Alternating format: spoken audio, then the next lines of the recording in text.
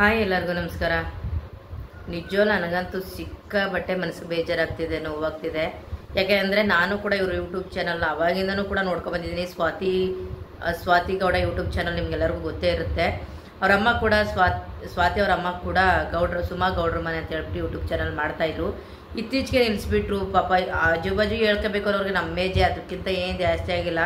ಒಂದು ವರ್ಷ 2 ವರ್ಷ ಒಂದು ದೊಡ್ಡವರ ಇರ್ಬೋದನೋ, ಅಷ್ಟು ಬಿಟ್ಟರೆ ನಮಗಿಂತ ಏನು ಏಜ್ ಜಾಸ್ತಿ ಆಗಿಲ್ಲ. ಅವ್ರಿಗೆ ಇತ್ತೀಚೆಗೆ ಕ್ಯಾನ್ಸರ್ ಅಂತ ಗೊತ್ತಾಗಿ ಒಂದು ಎರಡು ತಿಂಗಳು ಆಗಿರ್ಬೋದು. ಪಾಪ ಕ್ಯಾನ್ಸರ್ ಅಂತ ಗೊತ್ತಾದ್ಮೇಲೆ ನಾನು ನೋಡಿ ಅದನ್ನ ತುಂಬ ಅರ್ಗಿಸ್ಕೊಳ್ಳೋಕ್ಕೆ ಆಗಲ್ಲ. 1-2 ದಿನ ನಾನೇ ಹುಷಾರ್ ತಪ್ಪು ಮಲಗಿಬಿಟ್ಟಿದ್ದನು. ಯಾಕೆಂದರೆ ಅವ್ರ ಯೂಟ್ಯೂಬ್ ಚಾನಲ್ನ ನಾನು ಯೂಟ್ಯೂಬರ್ ಆಗಿದ್ದು ಕೂಡ ಅವರು ಯೂಟ್ಯೂಬ್ ಚಾನಲ್ನ ನಾನು ತಪ್ಪಿಸ್ದಂಗೆ ನೋಡ್ತಾಯಿದ್ದೆ. ಸ್ವಾತಿ ಅಮ್ಮಂದು ಯೂಟ್ಯೂಬ್ ಚಾನಲ್ ನೋಡ್ತಾಯಿದ್ದೆ. ಯಾಕೆಂದರೆ ಅವ್ರು ತುಂಬ ಚೆನ್ನಾಗಿ ಯೂಟ್ಯೂಬ್ ಚಾನಲಲ್ಲಿ ತುಂಬ ಚೆನ್ನಾಗಿ ಮಾತಾಡೋದಾಗ್ಬೋದು, ಅವ್ರು ವೀಡಿಯೋ ಮಾಡೋದಾಗ್ಬೋದು, ತುಂಬ ಚೆನ್ನಾಗಿ ಮಾಡ್ತಾಯಿದ್ರು. ನೋಡಿ ನನಗೆ ಖುಷಿ ಆಗ್ತಿತ್ತು. ಯಾಕೆಂದರೆ ಸ್ವಾತಿ ಸಪೋರ್ಟಿವ್ ಆಗಿದ್ರು. ಅವ್ರ ಹಸ್ಬೆಂಡ್ ಆಗ್ಬೋದು, ಅವ್ರ ಮಗ ಆಗ್ಬೋದು. ಇತ್ತೀಚೆಗೆ ಮಗನ ಮದುವೆ ಕೂಡ ಮಾಡಿದ್ರು. ಮತ್ತು ಸೊಸೆ ಕೂಡ ಅವ್ರು ಪ್ರೆಗ್ನೆಂಟ್ ಅಂತ ಕೂಡ ಅವ್ರ ಮಗ ಕೂಡ ವೀಡಿಯೋ ಮಾಡಾಕಿದ್ರು. ಇತ್ತೀಚೆಗೆ ಅವ್ರಿಗೆ ವೀಡಿಯೋ ಮಾಡೋದೇ ಬಿಟ್ಟರು. ನಾನು ಅಂದ್ಕೊಂಡೆ ಅವ್ರು ಹುಷಾರಿಲ್ಲ ಅಂದರೆ ಮಾಡ್ಬೋದಲ್ವ, ಆವಾಗೊಂದು ಈಗೊಂದು ವೀಡಿಯೋ ಮಾಡ್ಬೋದಂತಂದರೆ ಅವ್ರಿಗೆ ಗೊತ್ತಿರುತ್ತೆ ಪ್ರಾಬ್ಲಮ್ ಏನಿರುತ್ತೆ ಅಂತ. ಇವಾಗ ಅವರು ತೀರ್ಕೊಂಡ್ರು ಅನ್ನೋ ವಿಷಯ ಕೇಳಿ ನಾನು ನಿಜವಾಗ್ಲೂ ಒಂಥರ ಸಿಕ್ಕಾಬಟ್ಟೆ ಮನಸ್ಸಿಗೆ ಬೇಜಾರಾಯಿತು, ನೋವಾಯಿತು. ಯಾಕೆಂದರೆ ಸ್ವಾತಿ ಅವ್ರು ಕೂಡ ಪೋಸ್ಟ್ ಹಾಕಿದ್ರು, ಈ ಥರ ಅಮ್ಮ ಏನು ಇಲ್ಲ ಅಂತ ಹೇಳ್ಬಿಟ್ಟು. ಅದನ್ನು ನೋಡಿ ಎಷ್ಟು ಮನಸ್ಸಿಗೆ ನೋವಾಯಿತು ಗೊತ್ತಾ. ಸಿಕ್ಕಾಬಟ್ಟೆ ನನ್ನ ಮನಸ್ಸು ನೋವಾಯಿತು, ಬೇಜಾರಾಯಿತು. ನಾನು ಹೇಳೋದಿಷ್ಟೇ, ಹೋಗ್ಬೇಕಾದ್ರೆ ನಾವು ಏನು ಹೊತ್ಕೊಂಡು ಹೋಗಲ್ಲ.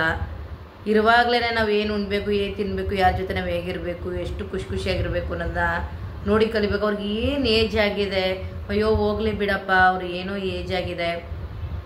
ಮಕ್ಕಳು ಮೊಮ್ಮಕ್ಕಳು ಎಲ್ಲ ಜೀವನದಲ್ಲಿ ಖುಷಿ ಪಟ್ಟಿದ್ದಾರೆ. ಈ ಏಜಲ್ಲಿ ಏನೋ ಹೋಗಿದ್ದಾರೆ ಅಂತ ಅನ್ಕೋಬೋದು. ಪಾಪ ಅವ್ರಿಗೆ ಇವಾಗ ಏಜು ಏನು ಆಜು ಬಾಜು 40 ವರ್ಷ ಇರ್ಬೋದಾ. ನನ್ನ ಪ್ರಕಾರ ನಾನು ಅಂದ್ಕೊಂಡಿರೋದೇ ಅಷ್ಟು 40, 42, 43 ವರ್ಷ ಒಳಗಡೆ ಹೊರತು ಅದ್ರ ಮೇಲಾಗಿಲ್ಲ. ಪಾಪ ಅವರು ಕಾಲದಿಂದ ಎಲ್ಲ ಕಷ್ಟಪಟ್ಟು ಮಕ್ಕಳನ್ನ ಸಾಕಿ ಈ ಟೈಮಲ್ಲಿ ಏನೋ ಖುಷಿಯಾಗಿ ಮಕ್ಕಳು ಮೊಮ್ಮಕ್ಕಳ ಜೊತೆ ಕೂತು ಊಟ ಮಾಡಿಕೊಂಡು ಖುಷಿಯಿಂದ ನೆಮ್ಮದಿಯಾಗಿ ಜೀವನ ಮಾಡೋ ಅಂಥ ಏಜ್ ಈಗ ಅವ್ರದ್ದು.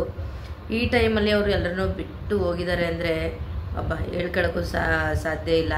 ಪಾಪ ಸ್ವಾತಿಗಾಗ್ಬೋದು, ಸ್ವಾತಿ ಮತ್ತು ಸುಮಾ ಅವ್ರ ಮಗ ಗಂಡ ಎಲ್ಲ ಇದ್ದಾರೆ. ಅವ್ರಿಗೆ ಇದನ್ನ ಈ ನೋವನ್ನ ತಡ್ಕೊಳ್ಳೋ ಶಕ್ತಿನ ದೇವ್ರು ಕೊಡಲಿ ಅಂತ ಕೇಳ್ಕೊಳ್ತೀನಿ. ಯಾರಿಗೂ ಬೇಡಪ್ಪ ಈ ಕಷ್ಟ, ಈ ಥರ ನೋವು ಯಾರಿಗೂ ಬೇಡ. ಪಾಪ ಹುಡುಗಿ ಇವಾಗ ಅವ್ರ ಅಮ್ಮನ ಎಷ್ಟು ಕೇರ್ ಮಾಡ್ತಾಯಿದ್ಲು ಅಂತಂದರೆ ಸ್ವಾತಿ ಹೇಳೋಕ್ಕೆ ಸಾಧ್ಯ ಇಲ್ಲ. ಪಾಪ ಅಷ್ಟು ಕೇರ್ ಮಾಡ್ತಾಯಿದ್ರು. ಅವರು ಇತ್ತೀಚೆಗೆ ಅವರು ಇರೋ ರೀತಿಯೇ ಕಳ್ಕೊಬಿಟ್ರು. ಸ್ವಾತಿ ನಾನು ಅಂದ್ಕೊಳ್ತಾ ಇದ್ದೆ, ಮೊದಲು ಲವಲವಿಕೆಯಿಂದ ಎಷ್ಟು ಆ್ಯಕ್ಟಿವ್ ಆಗಿ ಓಡಾಡಿಕೊಂಡು ವೀಡಿಯೋ ಮಾಡಿಕೊಂಡು ತುಂಬ ಚೆನ್ನಾಗಿ ವೀಡಿಯೋ ಮಾಡ್ತಿದ್ದರು. ಇತ್ತೀಚೆಗೆ ಅವರು ಕೂಡ ವೀಡಿಯೋ ಮಾಡೋದನ್ನೇ ಸಿಕ್ಕಾಬಟ್ಟೆ ಕಡಿಮೆ ಮಾಡಿಬಿಟ್ರು. ಯಾವಾಗ ನೋಡಿದ್ರು ಅವ್ರ ಅಮ್ಮ ಅಂದ್ಕೊಂಡು ತುಂಬ ಟ್ರೀಟ್ಮೆಂಟ್ ಎಲ್ಲ ಕೊಡ್ತಿದ್ರು. ಪಾಪ ಅವ್ರಿಗೇನಿಲ್ಲ, ಅವ್ರಿಗೆ ಪಾಪ ಏನೋ ಒಂದು ಹುಷಾರಿಲ್ಲ ಅಂತಿದ್ದವ್ರಿಗೆ ಮೂಗಲ್ಲಿ ಏನೋ ಒಂದು ಸಣ್ಣದು ಗಂಟಿದೆ ಅಂತ ಅಂದ್ಬಿಟ್ಟು ಒಂದು ಆಪ್ರೇಷನ್ ಮಾಡಿಸಿದ್ರು. ನೋಡಿ ಅದೇ ಒಂದು ದೊಡ್ಡ ಪ್ರಾಬ್ಲಮ್ ಆಗಿ ಅದು ಕ್ಯಾನ್ಸರ್ ತಿರುಗಿ ನಾವು ಅಂದ್ಕೊಂಡಿದ್ವಿ ಪಾಪ ಟ್ರೀಟ್ಮೆಂಟ್ ತಗೋತಾ ಇದ್ದಾರೆ, ಏನಾಗಲ್ಲ, ಮೋಸ್ಟ್ಲಿ ಸರಿ ಆಗ್ಬೋದನೋ ಅಂತ. ನಾವು ಇವಾಗ ಕೂಡ ನಮ್ಮ ಮನೇಲಿ ಒಂದು ವಾರದಲ್ಲಿ ಕೂಡ ಅವ್ರ ವೀಡಿಯೋ ನೋಡಿಕೊಂಡು ಪಾಪ ಅವ್ರ ವೀಡಿಯೋಗೋಸ್ಕರ ನಾನು ವೆಯ್ಟ್ ಮಾಡ್ತಿದ್ದೆ. ಹಾಸ್ಪಿಟಲಿಂದ ಕರ್ಕೊಬಂದ್ಮೇಲೆ ಕೂಡ ಜಾಸ್ತಿ ವೀಡಿಯೋ ಮಾಡಿಲ್ಲ. ಪಾಪ ಮಗು ಹೋಗಿ ಅವರ ಅಜ್ಜಿಗೆ ತಿನ್ಸೋದಾಗ್ಬೋದು, ಅದನ್ನೆಲ್ಲ ನೋಡಿ ಅಯ್ಯೋ ತುಂಬ ವೀಕ್ ಆಗ್ಬಿಟ್ಟಿದಾರಲ್ಲ, ಇಷ್ಟೊಂದು ಸಣ್ಣ ಆಗ್ಬಿಟ್ಟಿದಾರಲ್ಲ ಪಾಪ, ಏನೋ ಎತ್ತೋ. ನಮಗೂ ಮನಸ್ಸಲ್ಲಿ ಅನಿಸ್ತಾ ಇತ್ತು, ಅಯ್ಯೋ ಇವರು ನಿಜ ಏನಾಗುತ್ತೋ ಅನ್ಸೋದು, ಇನ್ನೊಂದ್ಸರಿ ಟ್ರೀಟ್ಮೆಂಟ್ ತಗೊಂಡ್ರೆ ಸರಿ ಹೋಗ್ಬೋದನೋ ಅಂತ ಅನಿಸ್ತಾ ಇತ್ತು. ಇವಾಗ ಅದೆಲ್ಲ ನಾವು ಎಷ್ಟೇ ಸಂಪಾದನೆ ಮಾಡ್ತೀವಿ, ಏನೇ ಮಾಡ್ತೀವಿ ಅಂತಂದ್ರೂ ಕೂಡ ನಾವು ಏನೇ ನೋಡಿ ಅದು ಒಂದು ವಿಧಿ ಬರಹ ಅಂತ ಹೇಳ್ತೀವಿ. ಇದಕ್ಕೊಂದು ಕ್ಯಾನ್ಸರ್ ಅನ್ನೋದಕ್ಕೆ ಔಷಧಿನೇ ಕಂಡುಹಿಡಿಲಿಲ್ವಾ, ಏನೋ ಅದು ಬಂದಿದೆ ಇದು ಬಂದಿದೆ ಟ್ರೀಟ್ಮೆಂಟ್ ಇದೆ ಅಂತಾರೆ. ಆದರೆ ಪಾಪ ಅದು ಕೊನೆ ಒಂದು ಲಾಸ್ಟ್ ಎಂಡ್ಗೆ ಹೋಯ್ತು ಅಂತಂದರೆ ಅದು ಯಾರ ಕೈಲೂ ಕೂಡ ಅವ್ರನ್ನ ಬದುಕ್ಸೋಕ್ಕಾಗಿಲ್ಲ. ನೋಡಿ ಅಷ್ಟು ಟ್ರೀಟ್ಮೆಂಟ್ ಎಲ್ಲ ಕೊಡಿಸಿದ್ರು ಕೂಡ ಅವ್ರ ಆತ್ಮಕ್ಕೆ ಶಾಂತಿ ಸಿಗಲಿ ಅಂತ ಕೇಳ್ಕೊಳ್ತೀನಿ ಅಷ್ಟೇ. ಅಪ್ಪ ನನಗೆ ನಿಜವಾಗ್ಲೂ ಈ ಒಂಥರ ಹೆಂಗೆ ಅನ್ನಿಸ್ತಾ ಇದೆ ಅಂತಂದರೆ ಹೇಳೋಕ್ಕೆ ಸಾಧ್ಯ ಇಲ್ಲ. ನನಗೆ ಅಷ್ಟು ಮನಸ್ಸಿಗೆ ಬೇಜಾರಾಗ್ತಿದೆ.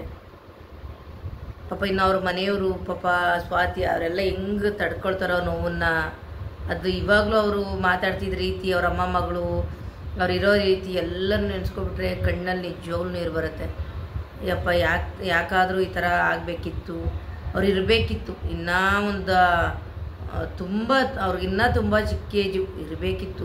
ಮಕ್ಕಳ ಸಂತೋಷ, ಇವಾಗ ಮಗನ ಮದುವೆ ಮಾಡಿದರು. ಅವರು ಪಾಪ ಸೊಸೆ ಪ್ರೆಗ್ನೆಂಟು ಅಂದರೆ ಅವ್ರನ್ನೆಲ್ಲ ನೋಡಿ ಮಕ್ಕಳ ಬೆಳವಣಿಗೆಯನ್ನು ನೋಡೋವಂಥ ವಯಸ್ಸೀಗ. ಅವ್ರ ಮಗಳು ಬೆಳೀತಾ ಇದ್ರು, ಮಗ ಇವಾಗೆಲ್ಲ ಜೀವನ ಕಟ್ಕೊಳ್ತಾ ಇದ್ರು.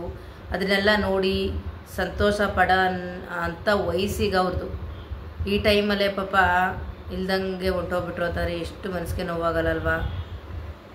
ನನಗಂತೂ ಇದ್ರ ಬಗ್ಗೆ ಏನು ಮಾತಾಡಬೇಕು ಅಂತ ಅನ್ನಿಸ್ತಾನೆ ಇಲ್ಲಪ್ಪ. ಸಿಕ್ಕಾಬಟ್ಟೆ ಮನಸ್ಸಿಗೆ ಬೇಜಾರಾಗ್ತಾಯಿದೆ. ಅವ್ರಿಗೆ ಈ ದುಃಖನ ತಡ್ಕೊಳ್ಳೋ ಶಕ್ತಿನ ದೇವ್ರು ಕೊಡಲಿ ಅಂತ ಕೇಳ್ಕೊಳ್ತೀನಪ್ಪ. ಇಷ್ಟೇ, ನಾನು ಇನ್ನೇನಿಲ್ಲ. ನೀನೇನು ಮಾತಾಡೋಕ್ಕೂ ಕೂಡ ಆಗ್ತಾಯಿಲ್ಲ ಪಾಪ ಅವ್ರ ಬಗ್ಗೆಲಿ.